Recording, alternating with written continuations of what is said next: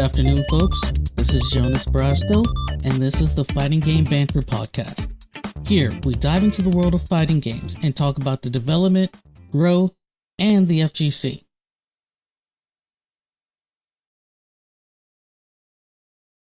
Good day, folks. This is Jonas Brasco, the host of the Fighting Game Banter Podcast. I had to wait till the end of April because so much happened during the month that I just had to wait till the end before I could record. So even though it's taking me long to get back to this, I feel like I'm going to be presenting things with better quality compared to quantity. And the reason why I had to wait till the end of April is because in the FGC, there's two events that gets everyone's attention. The first one is WrestleMania, because a lot of people in the FGC love wrestling. And that was great storytelling with Cody Rhodes finally finishing the story and winning the WWE Universal title over Roman Reigns. The second thing, of course, is Evo Japan, where another wrestler, E.T., would win KOF 15 with Clark Still, which is primarily his main. Even though it's a three-person team, it's Clark, the literal grappler of KOF, is the one that he's really associated with. And you don't have to take my word for it. If you have a copy of Fight of Steel, you can actually unlock E.T. as a playable character. And when you unlock him, he is wearing a Clark Still outfit, i.e. not exactly the same, and it has E.T. on the shirt, the pants, the boots. You get the idea. You know it's Clark. So that's not even a thing. Now, you may be wondering why we're talking about wrestling and fighting games, and the answer is the fact that it's a weird story between both of them. Like fighting games, wrestling games, boxing games, and MMA have a very interesting relationship with each other. And before we continue, I'm going to ahead and mention that I don't have a personal preference or anything to gain in this, so I'm going ahead and saying that I'm not WWE, WWF, I'm not WCW, I'm not UFC, Pride, Fight Night, any of that. To be honest, since about 2000, I've been Team Fire Pro because I can do all those things in that game. And I'm going to have access to more moves, and I can create my own character. I don't necessarily have to go to one franchise or another when I can do pretty much all the things that those franchises have in one game. So yeah, I've pretty much been Team Fire Pro since Six-Man Scramble on the Sega Saturn. But the main reason is because until award shows or game award shows had things like individual sports games, a lot of the sport fighting type games, your UFCs, your even WWE, WCW games, your fight nights were actually in the best fighting game category. And to give a great example, when the DICE Awards first started, the first two awards, 1997, 1998, went to WCW wrestling games, which were made by Aki Corporation. The nice thing about those games are the fact that even though they're WCW ones, they had such a legacy and did so great that the WWF got out of their contract with Acclaim, because it was Acclaim that were making the WWF games at the time, and then started to work with Aki Corporation. So even though I'm talking about WCW, NWO, Revenge, and Sold Out, it's also the fact that the wrestling games from that time that most people think about with WWF games, like No Mercy and WrestleMania 2000, are also Aki Corporation games, using the same engine, just different franchises. And don't get me wrong, the WCW wrestling games in 97 and 98 were good, but what would upset most people is the fact that what games they beat. So in 97, they beat games like Bloody Roar, Bushido Blade 2, Street Fighter EX plus Alpha, and don't get me wrong, they're not the only ones. In 2006, Fight Night 3 won Best Fighting Game, and it beat out Tekken Tekken Dark Resurrection and Mortal Kombat Armageddon. Now, granted, a UFC game has never won an award, but they're usually attached to the fighting game category for the most part. So, with all this being said, we're talking about where wrestling fits in to not just the fighting game community, but also if a wrestling game can become an esport competitive game. The reason why I'm mentioning this is because the WWE in itself has been involved in esports for a while, but they've never actually put any of their wrestling games into an esports competition. Usually when you think of a WWE game in like an FGC event, it's usually WrestleMania, the arcade game back from the 1990s with the help of Midway. But now that Endeavor and TKO Holdings has the WWE under their umbrella and UFC under their umbrella, it's very possible within the next few years that if there is going to be an esports type wrestling game with WWE, it's gonna be through EA because UFC already has that established relationship. And that this is something that could actually take it to the next level. And also, of course, make money. Get all the microtransactions and everything anyway.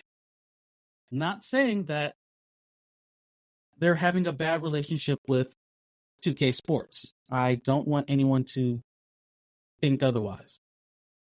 You can clearly see Endeavor and the UFC influence on the WWE product right now. You're starting to see some of the same sponsors actually, like Prime, in the middle of the ring. So it is very possible that this may be something on the horizon. But before we go to that level, let's start with what the WWE has done with esports. So in 2017, the WWE actually invests in esports organizations. The most notable one is Cloud9. Now, granted, this is 2017. However, at this current time, they literally only have 3 fighting game players. 1 Street Fighter 6 player with JB, 1 Super Smash Bros. Melee player with Mang Zero, and 1 Tekken player with Yu. That is it. Everything else is like League of Legends, Rocket League, Counter-Strike, etc. But what most people know about, also in 2017, is Xavier Woods hosted a WWE IGN showdown where they had various WWE superstars like Kofi Kingston, Sasha Banks, now Mercedes Money, Bayley, AJ Styles, Cesaro, now Claudio, competing in like an esports tournament. The thing about it is they weren't playing a WWE game. They were playing Marvel vs. Capcom Infinite. So that in itself is kind of telling you where the WWE games are as far as the esports aspect. Now, before we move any further, I'm going to give props to Xavier Woods. For those in the fighting game community, let's not forget, he is your savior for Windjammers. He is the reason you have a Windjammers too. So yeah, give some props to Xavier Woods if you ever get a chance and you're a huge Windjammer fan. But even though that happened and there was nothing that came more from that series with IGN, there was actual speculation that there was going to be a WWE gaming league or esports league. It was rumored to be called the Superstar Gaming League, and this was something that was supposed to happen, or that was talked about, of course, in 2019. Needless to say, we don't really have to talk about why that did not happen, because the answer is simple: 2020. And for the most part, that's pretty much it with WWE and like an esports environment or an esports activity. Now, UFC, on the other hand, they've been on the ball. Like, they literally have One, a league known as the Esports Fight League. It's great for actually showing off, players. They usually have weekly events. They have community tournaments, and they're pretty much backed by EA and the UFC franchise. They have commentary, they have streams, there are pros, and there are legitimately UFC esports teams. Probably the most notable is Elite Kings. They are the longest UFC esports team on the planet, and they've been around since 2016. You won't think about it, but yeah. And if you get a chance to watch a UFC esports stream, specifically UFC 5, it may seem weird at first, but the commentators really do a good job of kind of explaining things out for the people who are watching for the first time. So if you get a chance, check them out. I will put a link at the bottom of the podcast because I don't think a lot of people even know that esports UFC is even that deep. It exists, it runs. It may not get the popular aspects of like Evo or CEO or any of the big fighting game competitions, even some of the smaller ones like Texas Showdown. But it's there. They've had a tight community, and clearly they've been around for a while. Maybe not as long as Evo or CEO, but they are here. They're doing their thing. And I gotta give them props for that. I want you to also know, I haven't forgot about the boxers, because in the middle of the month of April, some stuff started to be talked about with EA reviving the Fight Night franchise. Certain boxers, such as Raymond Ford and Oscar De La Hoya, started posting stuff on their social media. Old pictures, rumors. All we can do is wait and see. If there is another Fight Night, I'm sure there's people who do appreciate the solid gameplay, the mechanics. But before I wrap this up, I'm just going to point out that the main concern I have about if there is a wrestling esports game, and if it's because of the Endeavor takeover, it's not going to be available to the wider FGC. And that separation is probably still going to be there, like the FGC to UFC games. And probably two of the main reasons for that is both sponsorship and community. One thing that's clear with EA games, especially with you look at the UFC, and there are so many sponsors, and there's no guarantee that there's going to be a fighting game tournament that is sponsored by someone else that have similar products are going to allow that. Unless there's an option to turn off all sponsorships, like a blank ring, no Prime, no Toyo Tires, no ESPN Plus, then I don't see that necessarily happening. Probably the same with WWE, honestly. I'm pretty sure you're going to see more and more sponsors in the ring.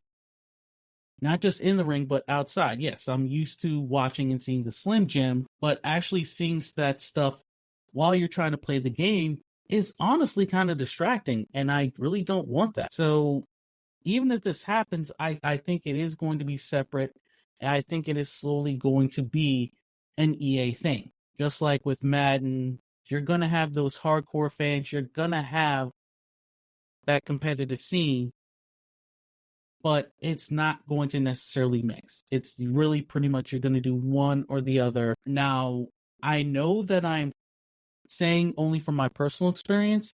If you have been to an FGC event and they are running UFC and they're running a WWE game, not necessarily like the 2K series, but maybe even something like All Stars or Battlegrounds, something more exaggerated, arcade kind of style, let me know, because I have no problem coming back at another time, which I plan on doing and making corrections. But these are only things that I've observed. And the second thing, when I mention expression, is the fact that even if you're playing a wrestling game, the immersion from competing is not from the wrestler itself. The immersion is your own personal actions. CEO literally give you a chance to make your own interest. You come down the ramp and you get into the ring. And if you win CEO, you actually get a championship belt. Not just a medal, not just a crystal trophy. Nothing against the crystal trophies because they're awesome. But you get a belt. And that's something you can't replicate. A wrestling game tournament. Now, if they do this, you win a belt. That's pretty awesome. Like, you actually do have a world championship belt. You and a friend, you actually have a tag team belt. There's a women's champion, they get a belt, or a women's tag team, they get a belt. I think that's kind of cool. I don't know if they're going to go that deep. In fact, speaking of deep, that's the other reason there really isn't a competitive wrestling game. The game would constantly have to be patched, more than probably what they want to do. With games like ESPN, FC, or Madden, characters are constantly being tweaked and balanced. Same in even UFC. Right now, I don't think the WWE has the resources to constantly tweak and balance their characters for competitive play. At least in some of the clips that I've seen of WWE gameplay, not so much from a competitive point, but more or less an EFED point of view. There are moves that are straight broken that people can take advantage of. And I don't know how often the WWE patches their games, fix bugs, etc. Because when there's a new release, one of the first things that usually is shown are the actual game-breaking bugs. I'll go ahead and say it. The FGC is fickle. You only get one chance to make a first impression. So that's something you gotta unfortunately make count. And right now, I don't think they have enough money or the resources through 2K Sports. This is why if we're gonna have one, it's gonna have to be through EA. And with Endeavor, it's very possible that the WWE will leave 2K Sports probably within the next 2 to 3 years. Now, I may be wrong. They may figure something out. But I think it would be an advantage to Endeavor to make this happen. Not to mention, you can have some pretty awesome crossovers. I wouldn't mind seeing Shinsuke Nakamura go strong style in the octagon. I think that would actually be pretty cool, but that's neither here nor there. Before I close this out, and obviously, if you're a part of an EFED, keep rocking it. Going back to 2001 for a moment, Aki Corporation, now known as Sin Sophia, because stuff happens, they were working on a WCW Mayhem 2 game. For those who have ever played the original Mayhem, it was on PlayStation. It was a fun game, but it never got made. And the obvious reason is because of the WCW purchase by the WWF. But they've made this game, had these assets, the moves were there. They were able to repurpose it. And in 2003, we got Def Jam Vendetta. So if you wonder why that game primarily focuses on wrestling and, being in a ring and things along that nature, that is the reason. Because it was taken from a canceled WCW game. But it's the year after that most people know about. Because then we got Def Jam Fight for New York, which took that same Aki Corporation wrestling system and expanded it. Now, whether you want to call it an arena fighter, whether you want to call it a wrestling game, does not matter. I'm sure there's people who have opinions about it, and they're more than welcome to comment on it. But at the end of the day, that's what people play in the FGC. Even though it's a wrestling game, there's enough stuff in it to make the game stand out. How many of you that have played Fight for New York get frustrated by playing against Fat Joe as Crack? I mean, you have Fat Joe, his voice and everything, and he's exaggerated himself to this different character. Plus, he is a fun mid-boss. I hated fighting him, but he was fun. He put you into the corner, and then out of nowhere, he would do a pedigree.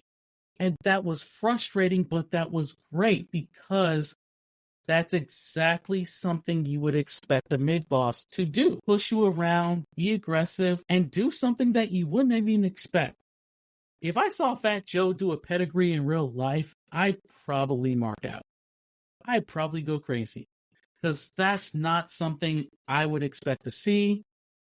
But I still think it's awesome that he did it. But yeah, Snoop Dogg, exaggerated version of himself. Same with Method Man as Blaze. You know, you even have Henry Rollins in there rocking it as the trainer.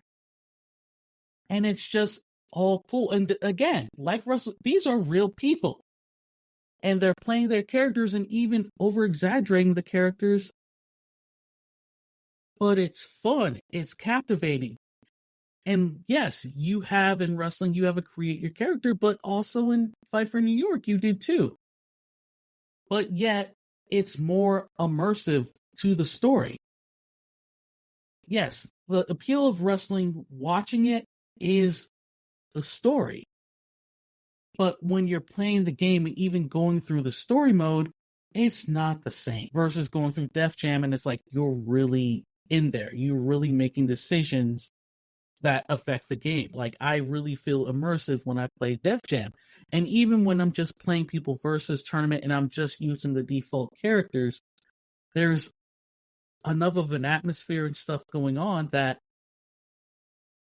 I don't think that the WWE or AEW, NWA, TNA have hit it quite on the head yet. So I could be wrong. You can play Def Jam with the default characters. It can be competitive and it can be fun. A wrestling game like 2K24 or Fight Forever, the appeal is seeing what your character can do. What you can do with something that you created. Not necessarily with the people that are already in the game. And despite that, UFC straddles that line pretty well. Yes, it's cool to create your character in that, but at the same time, there's enough exaggeration that you can work with it. I'd like to feel that there is a future for wrestling games to hit esports. There's definitely a future for boxing to hit esports. Still, FJam seems to be the standard fighting game, the standard wrestling game for the FGC. And I'll go ahead and mention one other thing that hurts wrestling games versus fighting games. With wrestlers in them, the wrestlers in fighting games do have that exaggeration, do have that charisma, do have that presence that the wrestlers in those games don't have. King stands out substantially. Zangief stands out. Clark stands out. Tizak, King of Dinosaurs, stands out. Armika stands out. Marduk stands out. He's not in the game, but who knows? Guy Tendo stands out. Yeah, I'm throwing that Bricky one in there. All these wrestling type characters, Shermie, good gracious Shermie, all of them stand out. Even with what I mentioned with Xavier Woods, even what I mentioned with the WWE investing in Cloud9, they're not submitting their own games for esports. They're not playing their own games for esports. You can say what you want about Marvel vs. Capcom Infinite, but the fact that they're playing that and not 2K17 should be a testament to itself. You may not like Infinite, but Infinite has a lot more balance than a WWE game. I will leave links to articles I reference, things that people should watch in the description. And I really hope you enjoyed this episode. April 2024 was a weird month, but it gave a lot of news. It gave a lot of interesting things for the FGC. And I'm not talking just EVO Japan. If you think that the FGC would embrace UFC or a WWE game for a side tournament or something, let the tournament organizers know. Try to actually, have, a dedicated setup. See about running it and how it goes. Maybe it'll work, maybe it won't. But I think it would be fun to try. I don't think you can do a wrestling game, though, because I think there's way too many people who are like, I would rather play with my own character. Because it does reflect me more. It does have more charisma. It is more of what I want compared to what is given. But as always, I want to thank you for joining me. We're going to expand this out where instead of every 2 weeks, we're going to shoot for 3 weeks because I think I will be able to give a better product. Thanks again, wherever you are. Good morning, good evening, good night, and enjoy your fights. Thank you for listening to the Fighting Game Banter podcast. Any inquiries for guests, questions can be reached at my email address, which is jonasbrasco@gmail.com. This podcast can be listened to on Apple Podcasts, Spotify, iHeartRadio, Amazon Music, and even TuneIn. For anything else, feel free to email me and also check my social media, which is @JonasBrasco on X/Twitter. Call it what you will. Thanks again for listening and have a good day.